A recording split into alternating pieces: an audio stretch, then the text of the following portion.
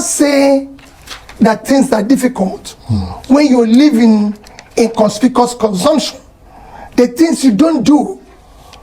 Nigeria today is a country with the highest amount of people without homes. Over 24 million. Yet, you're spending 20-something billion to build a house for one person. And so that's, I just saying that. You know, yesterday was a Democracy Day.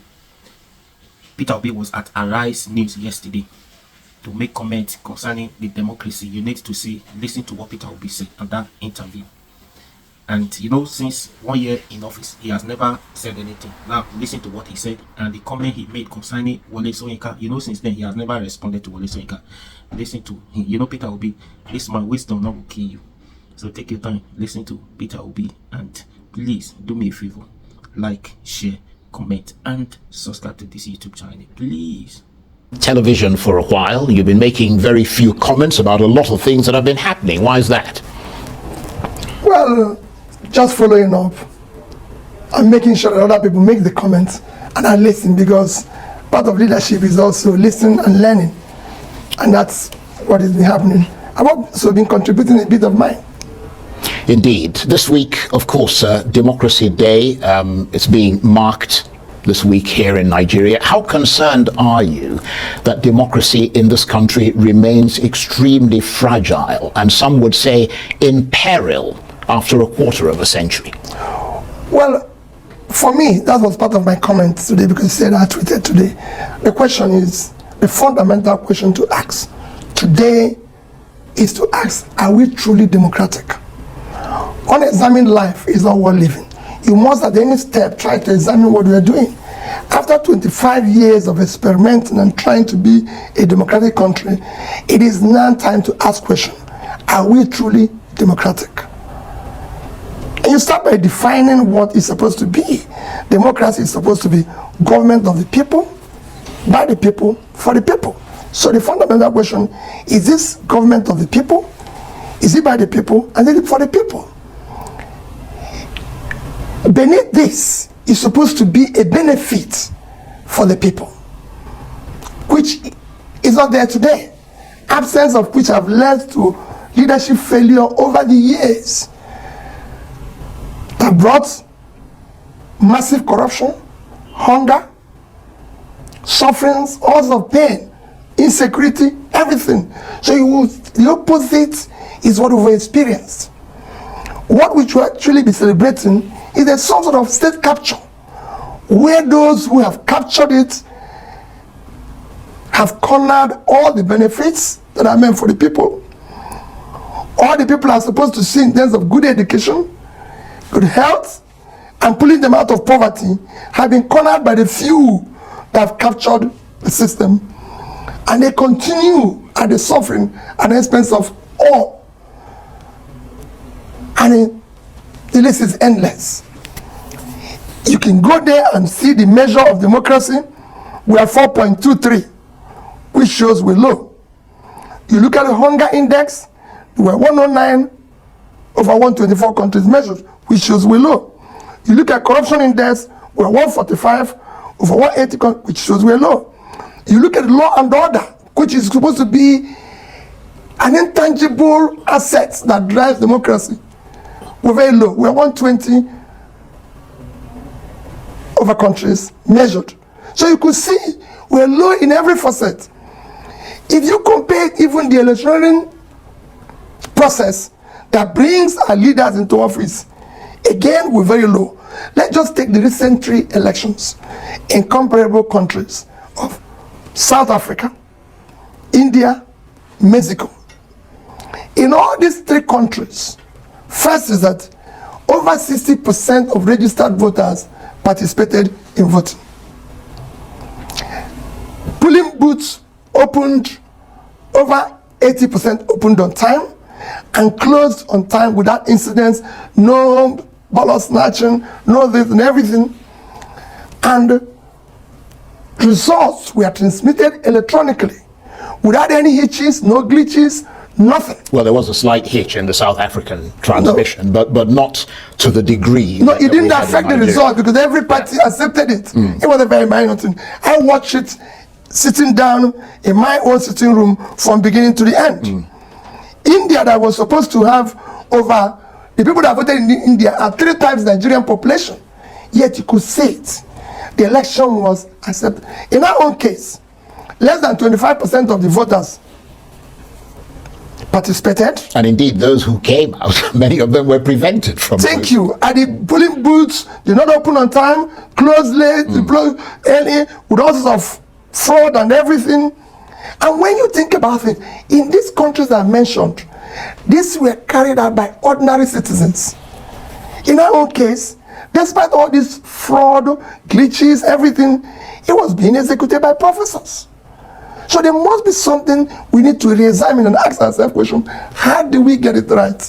For our children, for the future generation, we can't continue on this path. So how do we get it right? By doing it rightly.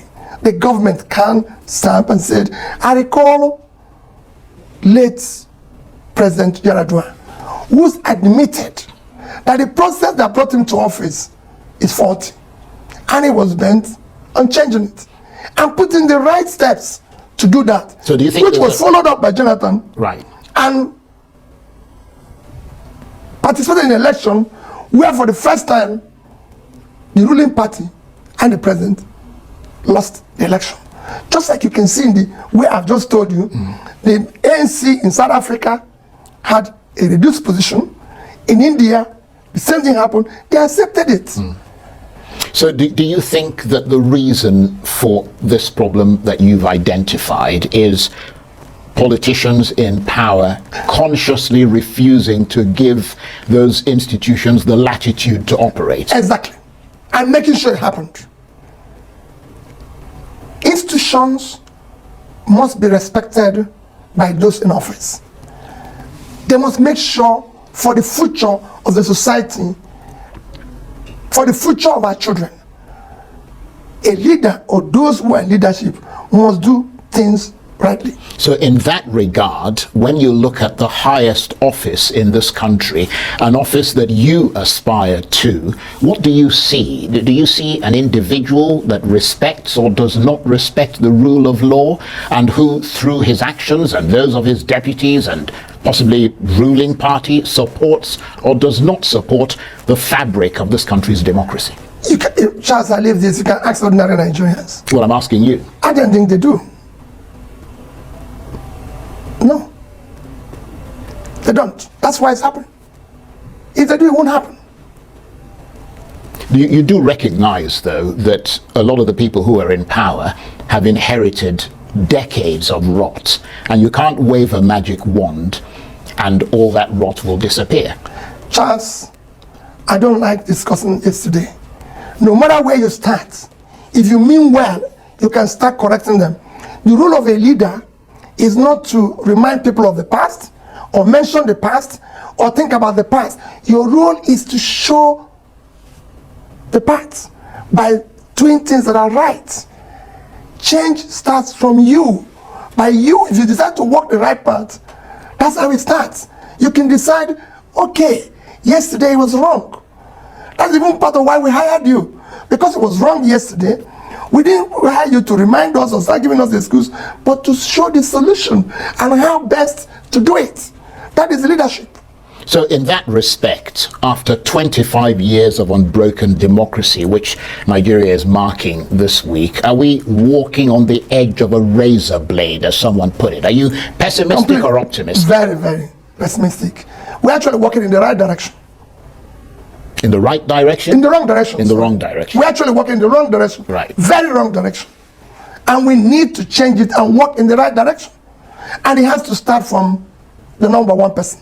Well, let's assess that walking in the right direction or wrong direction and that number one person. Let's turn to President Tinubu's first year anniversary. After 1 year in office, do you think he has displayed the strength and the ability to tackle Nigeria's many problems? Are you impressed with mega projects, for example, like the Lagos-Calabar Highway?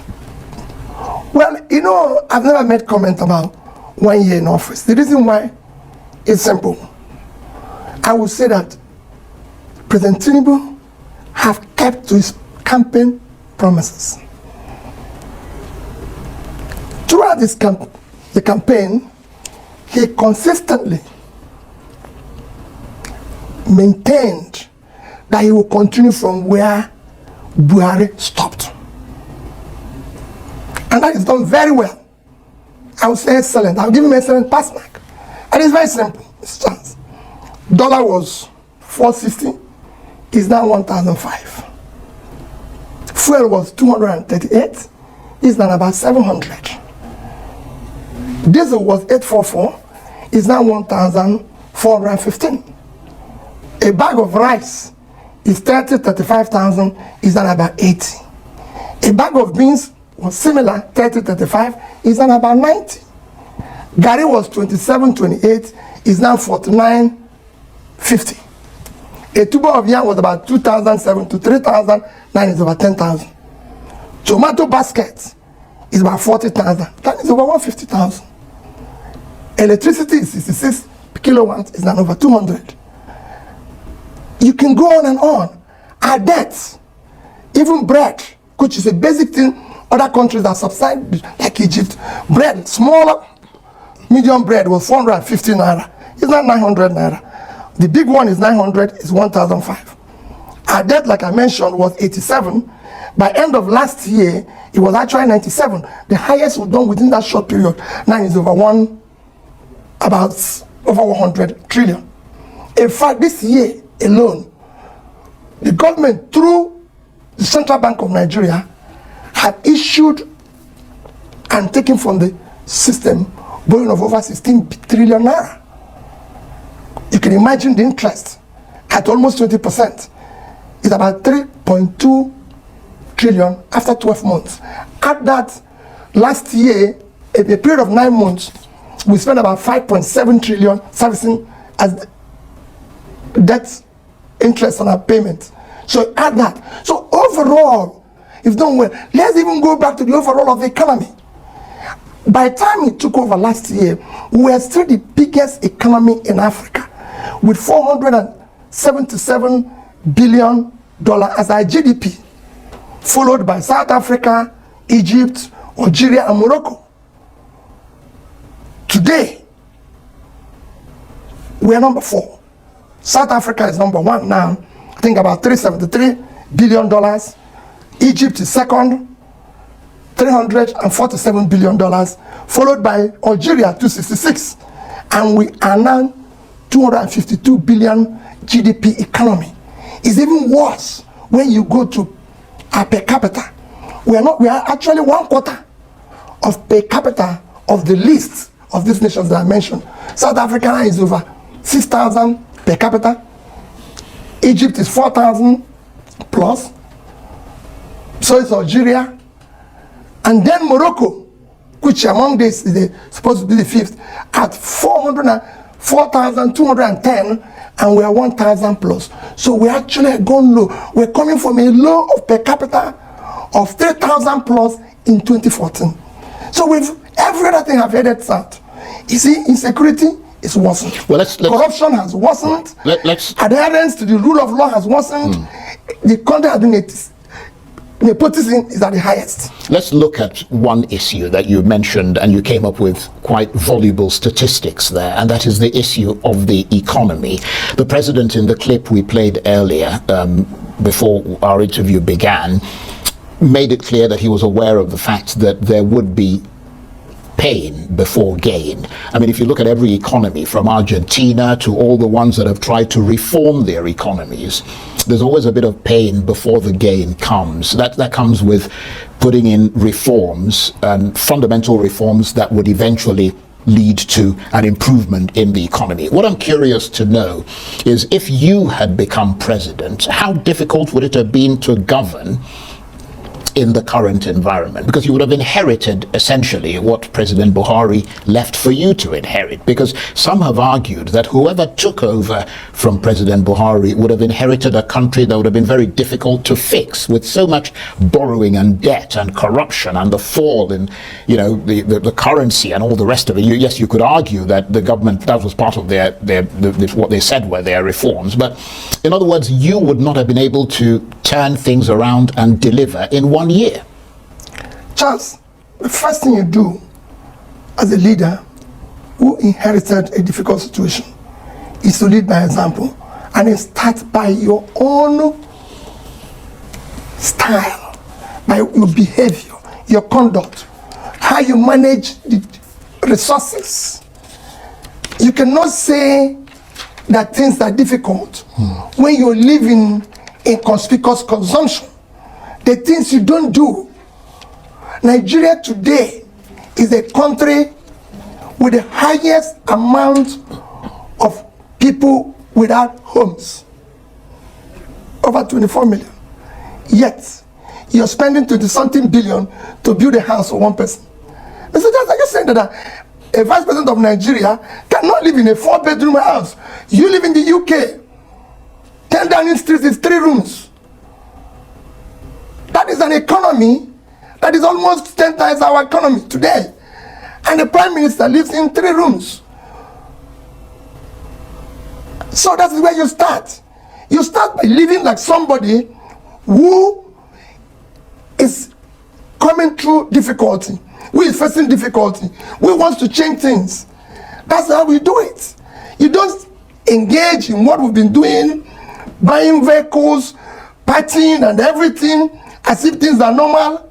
When you say there's difficulty, you need to deal with the issue of cutting the cost of governance. That's where you start. So you need to deal with the issue of massive corruption. That is showing that I am now, okay, things are bad. Just have served the system where I came in and found that things are bad. And we start by cutting the cost of governance. So is that what you'd like to see him address? I mean, the first year is gone. You know, that's a fact. But he's now entering his second year, or he has entered. What are the things that you have to also show a clear plan. It is not enough to say, oh, we're going to go through problem. If we're going to go through problem, this is very simple. You enter a plane. There's a bad weather. There's going to be a turbulence. The pilot says, we're going to go through bad weather. It's going to take us maybe 1 hour, 2 hours because of this. And he follows it through. That is not the time. In that bad weather, everybody, even the crew, are asked to sit down. That's not time to start serving food and wine and everything when everything is up and down.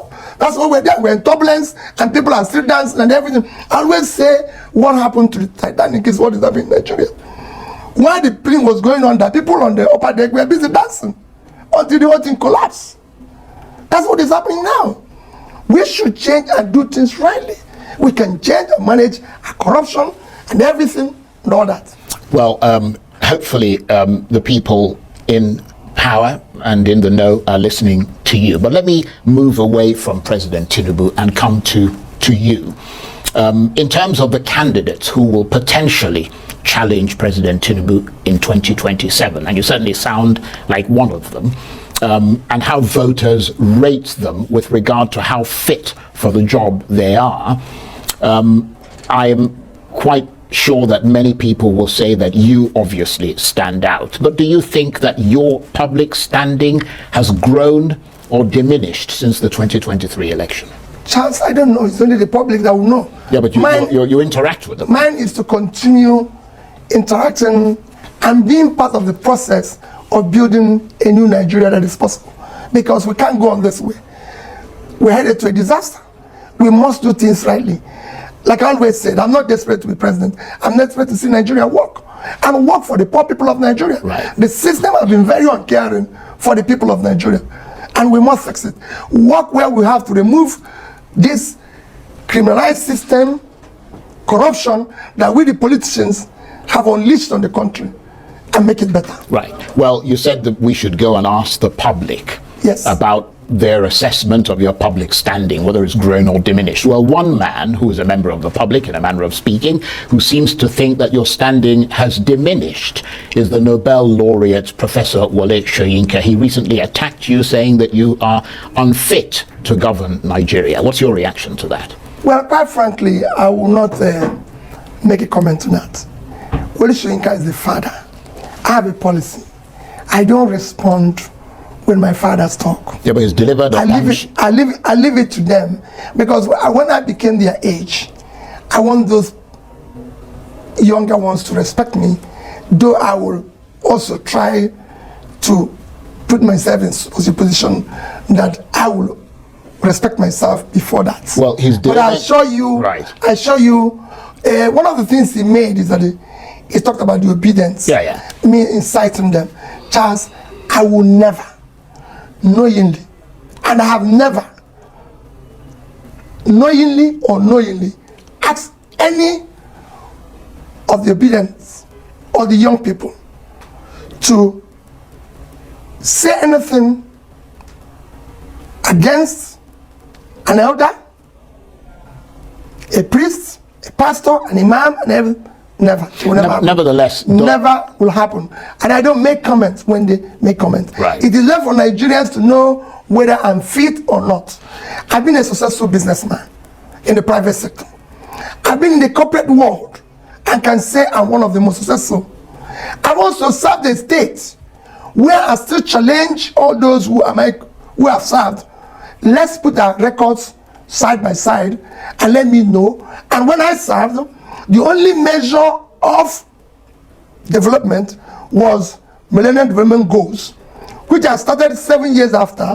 When it ended, I was number one. Yeah, well, I'm going to come to that in a minute, but I just want to finish, because we're going to talk about the state, how you were governor of Anambra State. But just returning to Wole Soyinka briefly, you said you've never incited people against him or anyone else. I will never do it. But does he have a point when he says that by not controlling, or at least trying to control, the online trolls who he says are obedient and are responsible for the insults directed at him, that you are tacitly encouraging such behavior? No human being on earth that I know today have controlled online trolls. Nobody. Go and see what they write about me. It's even worse than what they write about him. Go and read it. You can Google it. You can see it. Well, I have seen it. Yeah, so if they do that against me, how do I not control? Who do I know that is doing that? It could actually be those who are his friends, who claim that they are obedience, doing it in order to make him make such statements. But like I said, he remains a revered father, and I respect him, and I'll keep respecting him. Right, let's move on from there. What about the other person who seems to have taken aim at you, and that's the former Director General of your campaign organization, Doyin Okupe. I mean, having supported you in 2023, he now believes that Bola Tinubu is the best of the 2023 presidential candidates. I mean, at the very least, that must hurt. What's your reaction to that? No, it doesn't hurt me. It's a personal assessment. It's just personal to him. And like I said, Charles, all these things that happened, I don't want to make comment about them, because what we are talking now is the present position. Is Gary cheaper? Yeah, but those kinds of comments are damaging to you. No. He's saying those things, and if you make Gary or Yam cheaper, fine with me. Right. If it's going to help in managing the whole corruption we pass into, fine with me. Let's deal with the issues of the president. Whenever people are talking, this person said, Charles, I don't do politics of he said, she said. No. Let's deal with the issues. We have a problem. We have a big problem. Look at what everyone has said. That those who are going to be hungry in Nigeria have increased from 24 million to 37 million. We have young people. Look at what UNICEF released the other day. So we have bad results all over the place. That's what we should focus. Not whether Peter Obi is fit or not. Charles, I'm fit to be a president of Nigeria. I'm competent. I can tell you that put me line by line with other people who are competing in terms of education, in terms of fitness, in terms of background, I can stand tall against them. Well, you talked about the states, so let me bring one more issue about these sort of personal things before we move on. Let's look at another person who's taken aim at you, and that's the special advisor to the governor of Anambra State, Dr. Alex Obiobolu. You, of course, governed Anambra State for 8 years, and he says that in 2 years of Charles Soludo as governor, Mr. Soludo has achieved more than your 8 years in office. In other words, 2 years of Soludo is better than 8 years Obi. What's your response? Well, again, Charles, I don't like talking about issues like this. But because you mentioned it, let me tell you, Charles, let people go and look at my electoral promises to the people of Anambra State.